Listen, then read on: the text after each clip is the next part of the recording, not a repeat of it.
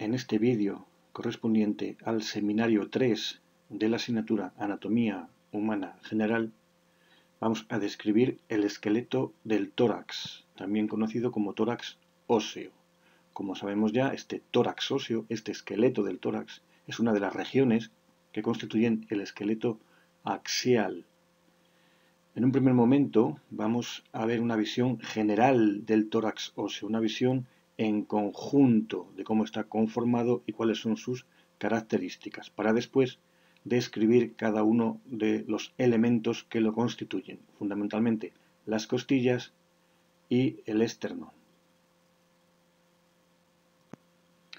En primer lugar, vamos a establecer cuáles son los elementos que constituyen el tórax óseo, y para ello nos vamos a apoyar en estas dos imágenes de Netter, una visión anterior del tórax óseo en su conjunto y una visión posterior. Pues los elementos que constituyen el tórax óseo son, en primer lugar, el segmento torácico de la columna vertebral, fundamentalmente las 12 vértebras torácicas. Además, las costillas, los 12 pares de costillas. También los cartílagos costoesternales. Y por último, el esternón. Esos son los elementos que constituyen el tórax óseo. Lógicamente, el segmento torácico de la columna vertebral y fundamentalmente esas 12 vértebras torácicas forman parte también de la columna vertebral. Serían elementos de la columna vertebral y también elementos del tórax óseo. En la imagen de Netter observamos dos huesos, que son la clavícula y el omóplato, que no pertenecen al tórax óseo. Netter las ha dibujado en estas imágenes, pero sabemos que tanto la clavícula como la escápula pertenecen al esqueleto de la extremidad superior.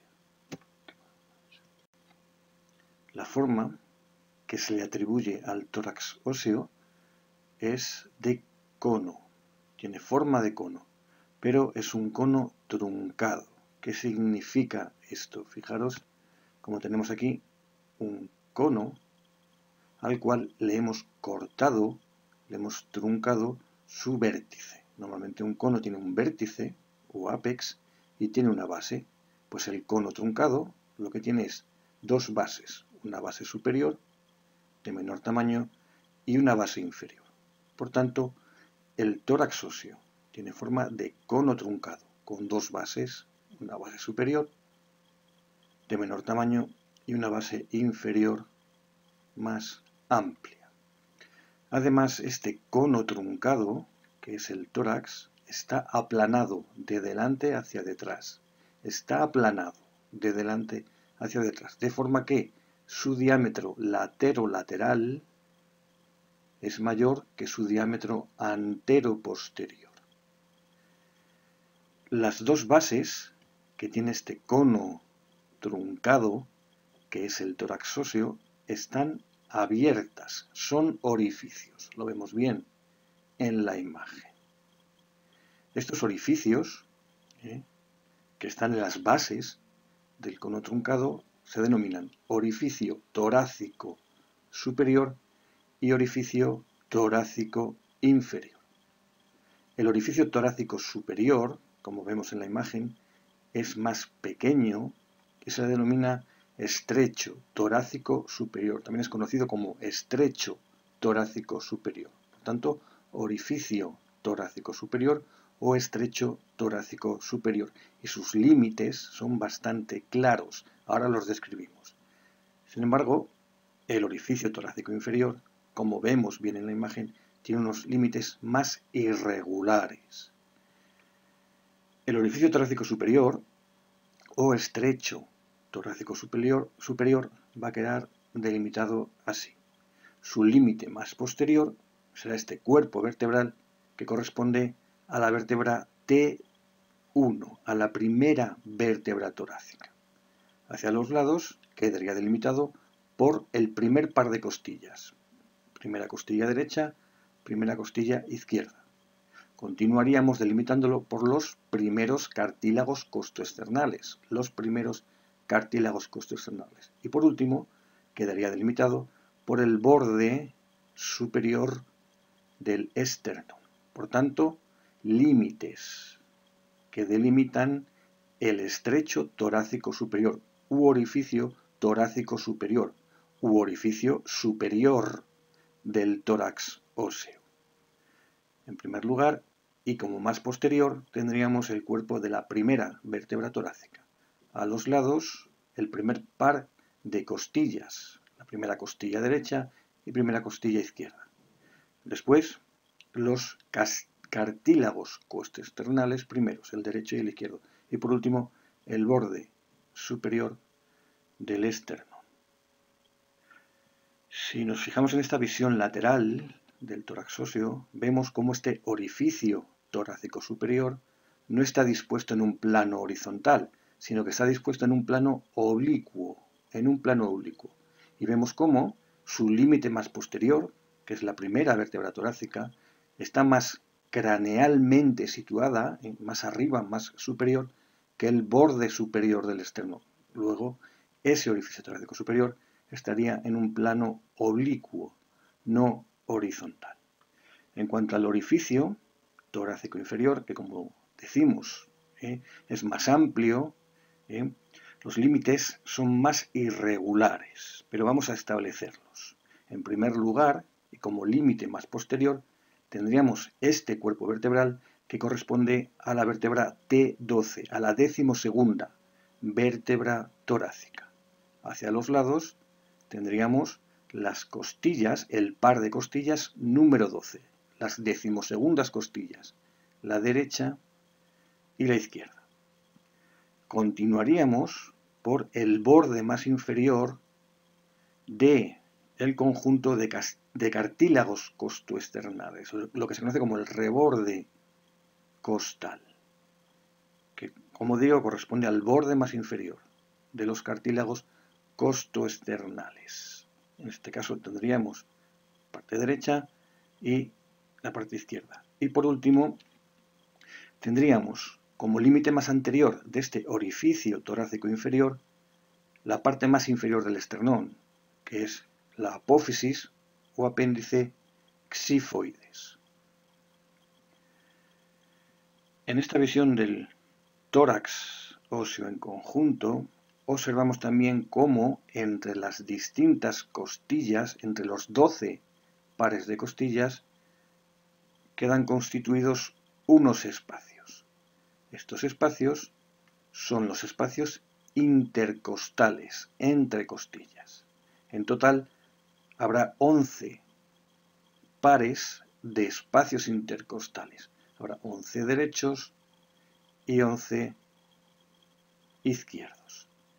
En el vivo, estos espacios intercostales están ocupados por los músculos intercostales y por los paquetes vasculonerviosos intercostales, es decir, los nervios intercostales, las arterias intercostales y las venas intercostales. Tenemos ya cumplido el primer objetivo del seminario, que era describir en conjunto el tórax óseo, hacer esa visión global general del tórax óseo. Así que pasamos al segundo objetivo, que como vemos aquí es clasificar las costillas. Las costillas, los 12 pares de costillas, 12 costillas derechas y 12 costillas izquierdas, se clasifican en general en 3 tipos. Por un lado tenemos las costillas verdaderas, primer tipo, costillas verdaderas. Luego tenemos las costillas falsas y por último las costillas flotantes. Las costillas consideradas como verdaderas son los 7 primeros pares de costillas, es decir, la primera costilla, la segunda, tercera, cuarta, quinta, sexta y séptima. Y la característica que las define y por la cual las clasificamos como verdaderas es la siguiente. se considera costilla verdadera o son costillas verdaderas aquellas cuyos cartílagos costoesternales llegan directamente al esternón, articulan directamente con el esternón. Observamos en la imagen cómo efectivamente es así. Primera costilla, primer cartílago costoesternal llegando al esternón, segundo, tercero, cuarto, quinto, sexto y séptimo. El siguiente tipo de costillas son las llamadas costillas falsas, que serían los pares 8, 9 y 10. 8, 9 y 10. La característica que las define y que permite clasificarlas como falsas es que sus cartílagos costoesternales sí que articulan con el esternón, pero de forma indirecta, no directamente, como ocurría con las verdaderas, sino de forma o manera indirecta. Es decir, sus cartílagos costoesternales, el de la 8, el de la 9 y el de la 10, se unen primero al cartílago de la séptima costilla para después, junto con el cartílago de la séptima, ya unirse indirectamente con el esternón. Por tanto, 8, 9 y 10, costillas falsas, cuyos cartílagos costoesternales no articulan directamente con el esternón, sino que previamente se unen al cartílago costoesternal de la séptima costilla. Y por último, el tercer tipo de costillas serían las costillas flotantes, que son el par número 11 y el par número 12, la 11ª costilla y la 12ª costilla, las cuales se caracterizan porque no articulan con el esternón, ni directa ni indirectamente. Sus cartílagos costoesternales, que pueden tenerlos a veces y a veces no van a llegar al esternón. Es decir, el extremo más anterior de estas costillas 11 y 12 es libre, como vemos en la imagen.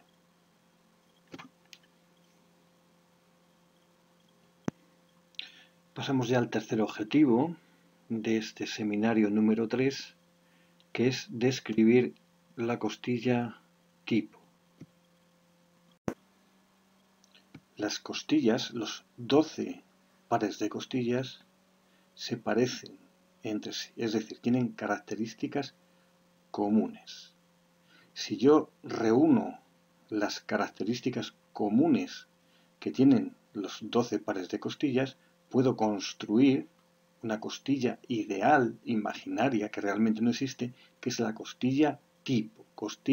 Por tanto, la costilla tipo es aquella costilla ideal, imaginaria, que reúne las características comunes que tienen las 12 costillas distintas. Luego, todas ellas o algunas de ellas, además de tener las características de la costilla tipo, tendrán también características especiales, propias, pero en general todas las costillas, los 12 pares, han de cumplir las características de la costilla tipo.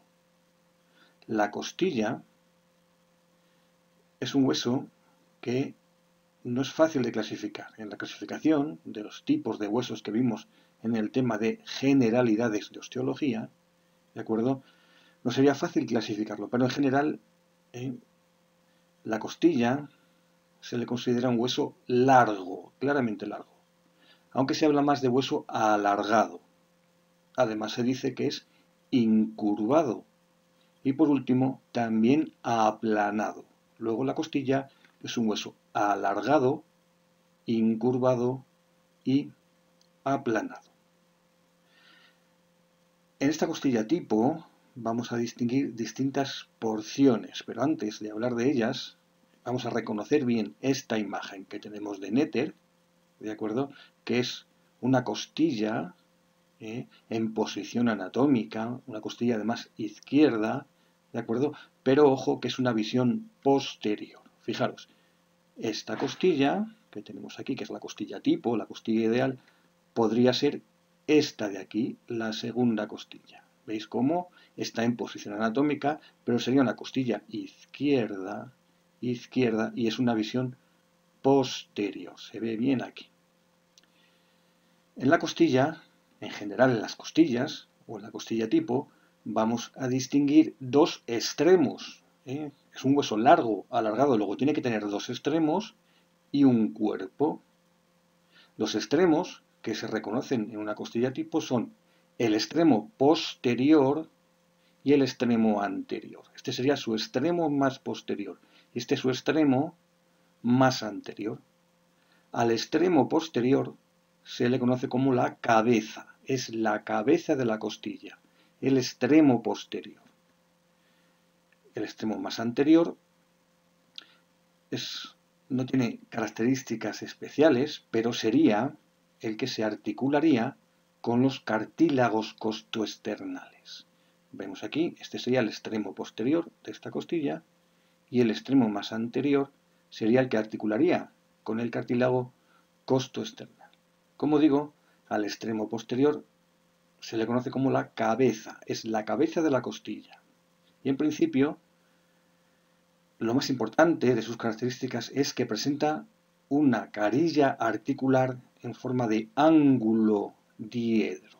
Vemos como tiene aquí una carilla articular, una superficie articular en forma de ángulo diedro. Tiene una cresta que separa dos partes en esa carilla articular en forma de ángulo diedro.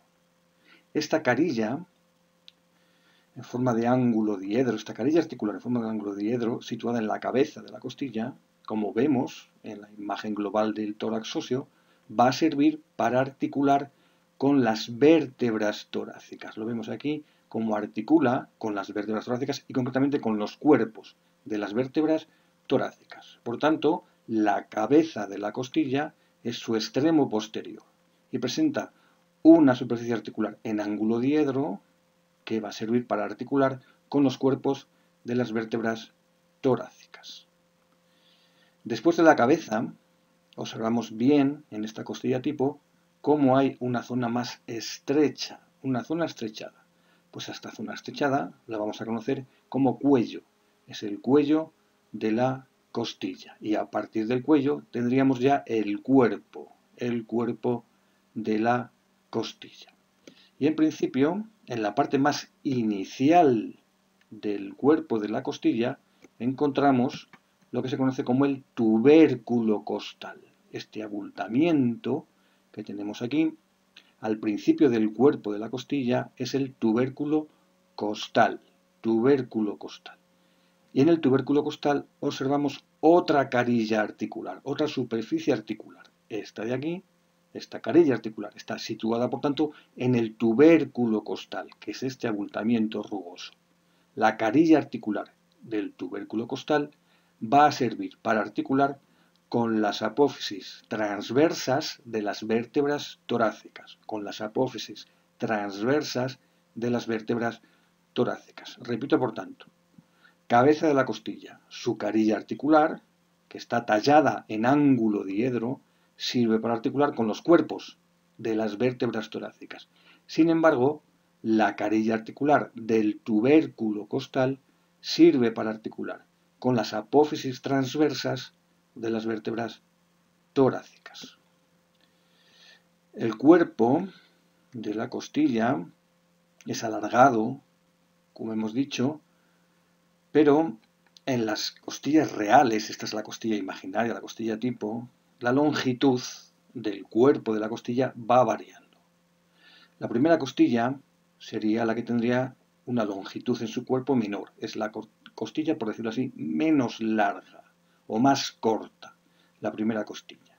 A partir de ella, la longitud de los cuerpos de las costillas va aumentando, cada vez son más largas, hasta llegar hasta la séptima costilla. La séptima costilla, por tanto, sería la costilla más larga, de mayor longitud. Tenemos la primera, la segunda, tercera, cuarta, quinta, sexta, séptima costilla.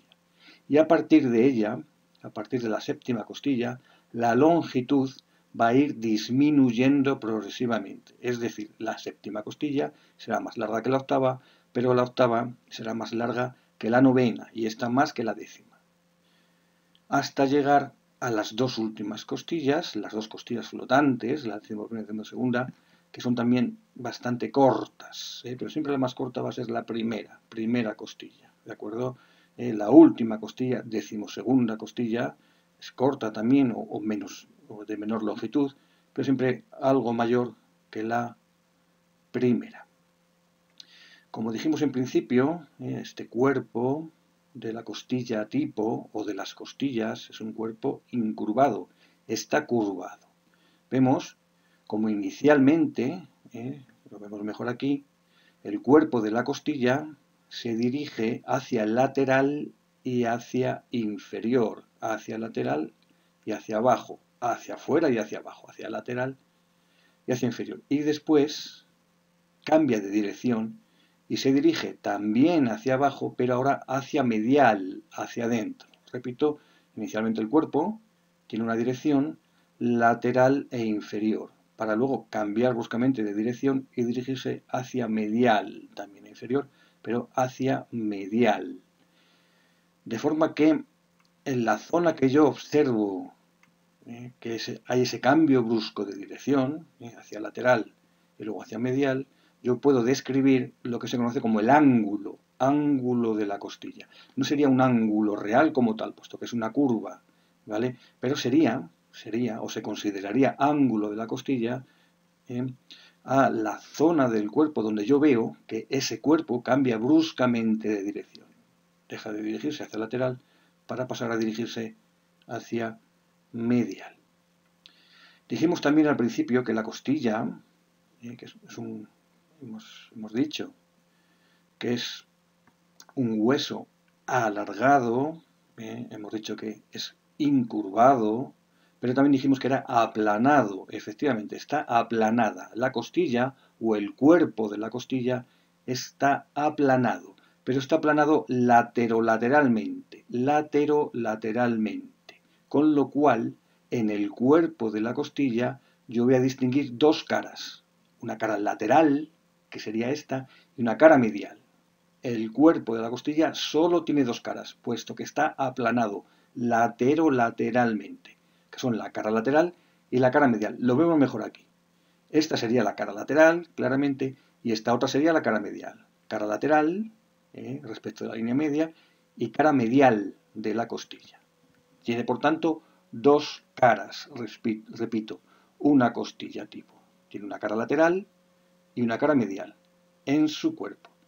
Y además, lógicamente, tendrá dos bordes, que serán un borde superior, que será este de aquí, y un borde inferior, que será este otro de aquí. Por tanto, borde superior, que luego continuaría por aquí, y borde inferior de la costilla tipo. Repito esto, el cuerpo de la costilla tipo está aplanado lateralmente, con lo cual tiene solo dos caras, una cara lateral y una cara medial. Una cara lateral, lo vemos aquí perfectamente, o externa, y una cara medial o interna. Y por tanto también tiene dos bordes, un borde superior y un borde inferior. Un detalle más para esta costilla tipo, para este cuerpo de la costilla tipo, y es que en su cara medial, esta de aquí por tanto, en la cara medial y hacia el borde inferior, próximo al borde inferior, repito, en la cara medial de la costilla tipo y junto al borde inferior, distinguimos un canal o surco longitudinal. Efectivamente, esta es la cara medial, este es el borde inferior y vemos aquí, como Netter ha dibujado muy bien, este canal o surco. Canal o surco costal, se llama así, es el canal o surco costal y es longitudinal, es a lo largo de la costilla. Este canal o surco costal, que insisto, se encuentra en la cara medial y junto al borde inferior, es recorrido, ya dijimos en las generalidades de osteología que siempre los canales, los surcos son recorridos, bien por vasos, por nervios, pues en este caso, en el caso de la costilla, ese surco o canal costal es recorrido por el paquete vasculonervioso intercostal, es decir, por la arteria intercostal, vena intercostal y el nervio intercostal.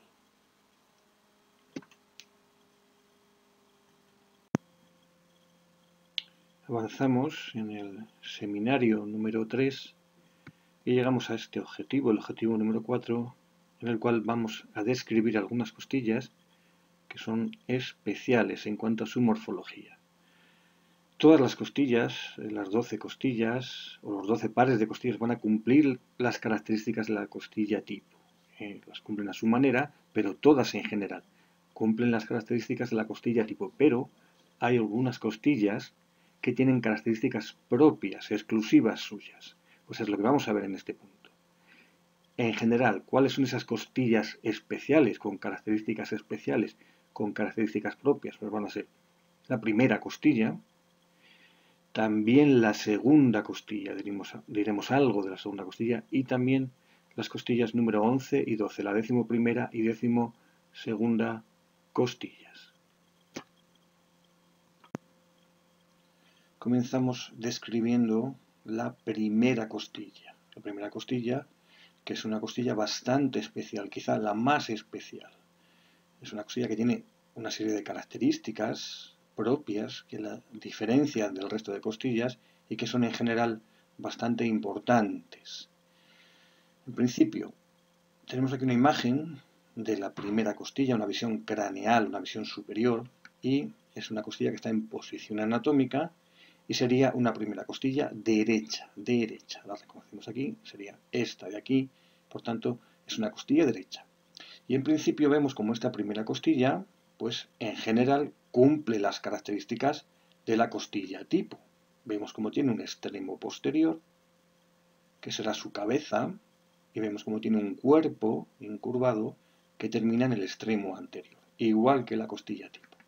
Asimismo, vemos como al principio del cuerpo presenta el tubérculo costal exactamente igual que la costilla tipo. Pero comenzamos con las diferencias o con las características especiales. Si nos fijamos bien, en su cabeza, en su extremo posterior, en la cabeza de la costilla, la carilla articular es plana, es una carilla articular plana, a diferencia de la costilla tipo, que presentaba en su cabeza una carilla articular tallada en ángulo diedro. En el caso de la primera costilla, por tanto, la cabeza presenta una carilla articular plana, como se ve perfectamente en la imagen de Prometheus. El cuerpo de esta primera costilla, ya dijimos antes que era el de menor longitud, el más corto, pero lo que es especial en este cuerpo y lo más importante es que está aplanado supero-inferiormente, de arriba a abajo, no latero-lateralmente, como ocurría con la costilla tipo, sino que está aplanado de arriba a abajo. Con lo cual, en el cuerpo de la primera costilla vamos a distinguir una cara superior y una cara inferior. Esta que estamos viendo es la cara superior. Luego la primera costilla tiene una cara superior y una cara inferior, no una cara lateral y una cara medial, como ocurría con el resto de costillas. Vemos aquí cara superior sería esta y la cara inferior por debajo. Y esta costilla, por ejemplo, tiene una cara lateral y una cara medial. Por tanto, repito, el cuerpo de la primera costilla o en el cuerpo de la primera costilla distinguimos una cara superior y una cara inferior. Y por tanto, un borde lateral, que sería este, y un borde medial. Diferencia, por tanto, importante de la primera costilla. Presenta cara superior y cara inferior, borde lateral y borde medial. El resto de costillas, la costilla tipo, no, presentaban una cara lateral, una cara medial, un borde superior y un borde inferior. La cara inferior, que no la estamos viendo aquí, de la primera costilla, se podría distinguir, una costilla real, si tuvierais en la mano una costilla real, se podría distinguir de la superior porque la cara inferior es bastante más lisa, más pulimentada, menos rugosa, menos irregular. Y sin embargo la cara superior, que es la que estamos viendo, tiene una serie de irregularidades. Es más irregular. ¿De acuerdo? En esta cara superior podríamos distinguir muchos detalles, pero los que queremos que conozcáis son los siguientes. De momento, en el borde medial, que sería este, del cuerpo de la primera costilla, y más o menos en el centro, repito, en el borde medial de la primera costilla y más o menos en su centro, observamos una pequeña elevación. Sería esta de aquí. Esa pequeña elevación es el tubérculo del escaleno anterior, también llamado clásicamente como tubérculo de Lisfranc. Repito, en el cuerpo de la primera costilla, en su borde medial y más o menos en el centro de este borde medial encontramos el tubérculo del escaleno anterior o tubérculo de Lisfranc. En este pequeño tubérculo, en este pequeño bulto, va a insertar el tendón del músculo escaleno anterior. Por eso se llama así.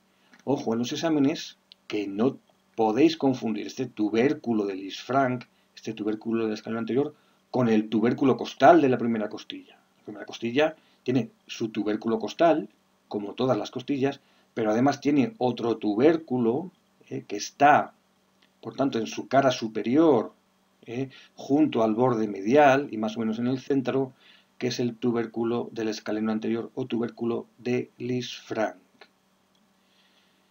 También en esta cara superior encontramos por detrás y por delante de ese tubérculo del escaleno anterior dos canales bastante amplios. Este canal de aquí, que está por detrás, es posterior al tubérculo del escaleno anterior, y este otro canal que está por delante. Un canal por detrás del tubérculo del escaleno anterior y un canal por delante del tubérculo del escaleno anterior. Al canal posterior, o el canal posterior, está recorrido por la arteria subclavia. Arteria subclavia. Por aquí, por este canal, discurriría la arteria subclavia.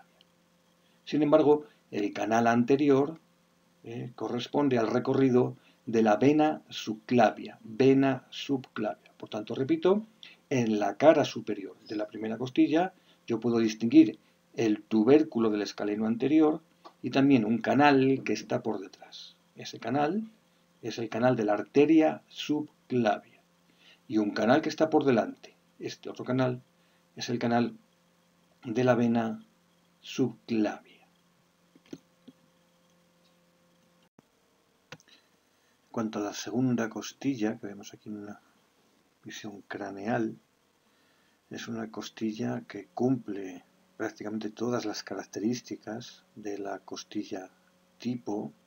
Podemos ver su cabeza, que tendría también la carilla articular en forma de ángulo diedro, su tubérculo costal, que tendrá su carilla articular, y su cuerpo, y quizás su característica más significativa, que la diferencia de las otras costillas, es la orientación de sus caras. En el caso de la segunda costilla, vamos a distinguir caras que están orientadas oblicuamente, de forma oblicua. Y así tendríamos una cara, que es la que estamos viendo aquí, que sería superolateral, esta sería su cara superolateral, y otra cara que sería inferolateral. Lo vemos mejor en este esquema que tenemos aquí. Esto representa la primera costilla, esta es la segunda y esta es la tercera. En la primera costilla, como sabemos, el aplanamiento es supero-inferior, con lo cual tiene una cara superior y una cara inferior, un borde lateral y un borde medial. En la costilla tipo, como podría ser la tercera costilla, en la costilla tipo, el aplanamiento es laterolateral, con lo cual tenemos una cara lateral, una cara medial, borde superior y borde inferior. Sin embargo, en la segunda costilla, que sería esta, vemos cómo sus caras se disponen oblicuamente. Esta cara de aquí sería superolateral y esta otra sería inferomedial.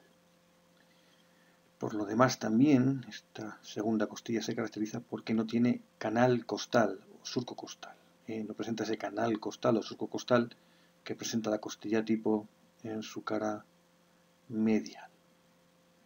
También son especiales la costilla número 11 y la costilla número 12, es decir, las costillas flotantes. En cuanto a la número 11, que la vemos aquí, en principio en su cabeza vemos como la carilla articular vuelve a ser plana, es plana, la carilla articular de la cabeza de la número 11 es plana, igual que era la de la primera, y a diferencia de la costilla tipo, que tenía esa carilla articular en ángulo diedro. Pues insisto, costilla número 11, en su cabeza la carilla articular plana. También en la costilla número 11 hay ausencia del tubérculo costal. No presenta el tubérculo costal, que se presenta la costilla tipo. Y por lo demás, la costilla 11 mantiene el ángulo costal y también mantiene su surco costal. Por tanto, es cosas especiales de la costilla 11, su carilla articular plana en la cabeza y la ausencia de tubérculo costal. Y por último, tendríamos la costilla número 12, que la vemos aquí representada, que en general las características especiales que presenta de momento, su longitud, ya dijimos que era bastante corta, aunque siempre es un poquito más larga que la primera costilla, que es la más corta. Su cabeza, la cabeza de la 12ª costilla, también tiene carilla articular plana, no en ángulo diedro. También la 12ª no tiene tubérculo costal, tiene ausencia del tubérculo costal, y también la 12ª costilla se la describe con ausencia de ángulo, no tiene ángulo, con lo cual es bastante recta, es poco incurvada la costilla número 12 porque carece de ángulo. Carece también esta costilla número 12 de surco costal, no presentará el surco costal. Luego la costilla número 12, en su cabeza la carilla articular es plana. No tiene tubérculo costal, no tiene ángulo, es poco incurvada, es prácticamente recta. Y tampoco tiene, o tampoco presenta el surco costal.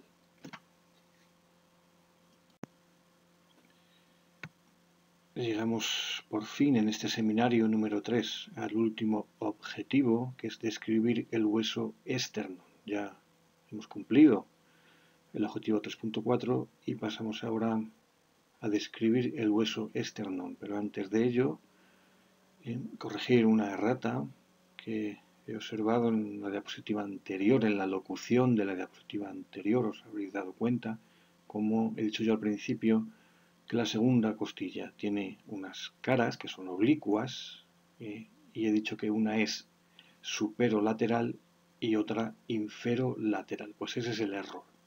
No es inferolateral, sino inferomedial.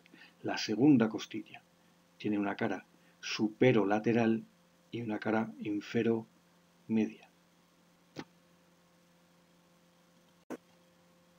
El esternón es un hueso único en el adulto, situado en la parte más ventral o anterior y media del tórax óseo. Este hueso cabe clasificarlo claramente dentro del tipo de los huesos planos, es claramente plano y está aplanado de delante hacia detrás, con lo cual va a presentar una cara anterior, que es la que estamos viendo en la imagen, y una cara posterior. En el adulto, como digo, se trata de un hueso único, pero realmente está formado por la fusión de 3 porciones o partes. Una primera, más craneal, más superior, que es el mango o manubrio del esternón.